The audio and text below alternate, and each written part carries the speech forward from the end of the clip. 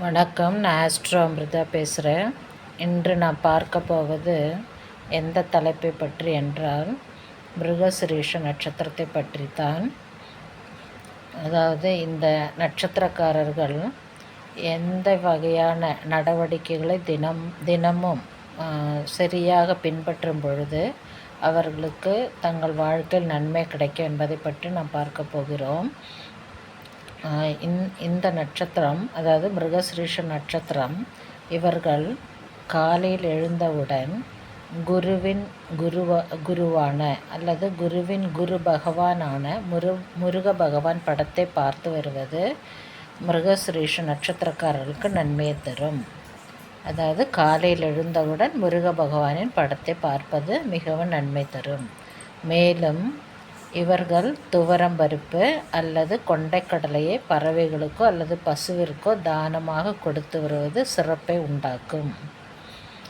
அதேபோல் நீங்கள் தினமும் சூரிய வழிபாடு செய்வது மேன்மையை தரும். அது மட்டுமன்றி உங்களுக்கு இப்படி சூரிய வழிபாடு செய்யும் பொழுது உடல் நலம் பாதிக்காமல் எப்பொழுது நல்ல நிலையில் முருகன் அருளால் நலமாக இருப்பீர்கள்.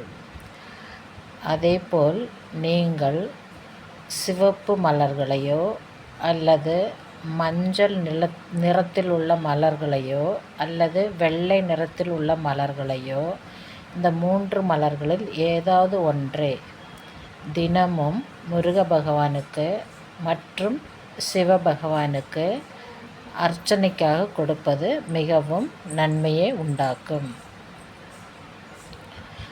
அதேபோல இந்த நட்சத்திரக்காரர்கள் மிருகசிரீஷம், சித்திரை, அவிட்டம் போன்ற நட்சத்திரங்களில், அதாவது சித்திரை, அவிட்டம், மிருகசிரீஷம் இது போன்ற 3 நட்சத்திரங்களில் மாதம் மேற் சொன்னபடி சிகப்பு மற்றும் மஞ்சள் மற்றும் வெள்ளை நிற பூக்களை ஒன்றாக இணைத்து சிவனுக்கோ அல்லது முருக பகவானுக்கோ அர்ச்சனை செய்ய சொல்லி அருகிலுள்ள கோவில் உள்ள அர்ச்சகரிடத்தில் கொடுத்து வாருங்கள்.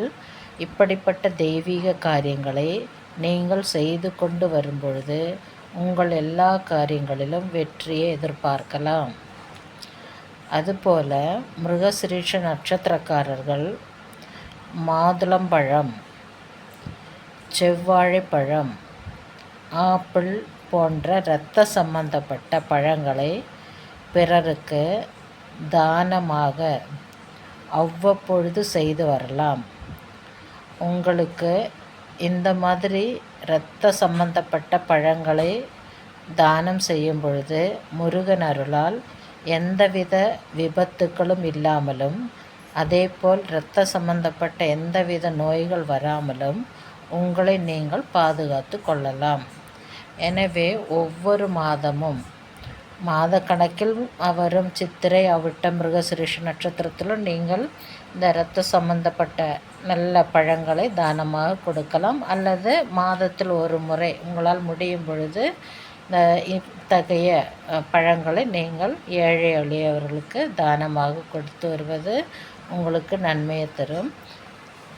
மேலும் நீங்கள் இந்த மாதிரி பழங்கள், விலை உயர்ந்த பழங்களை வாங்க முடியாது, அவற்றை தானமாக கொடுக்க முடியாது என்றால் உங்களால் முடிந்த அளவு ஒரு நல்ல சிவப்பு தன்மை கொண்ட பூக்களையாவது ஏதாவது குழந்தைகளுக்கு தானமாக கொடுத்து வாருங்கள். மொத்தத்தில் சிவப்பு நிறத்தில் உள்ள பழங்களையோ பூக்களையோ பிறருக்கு, ஏழை எளியவருக்கு தானமாக கொடுத்து வரும்போது உங்களுக்கு நன்மை உண்டாகும்.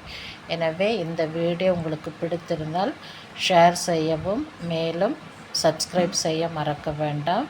By from astro Amrita.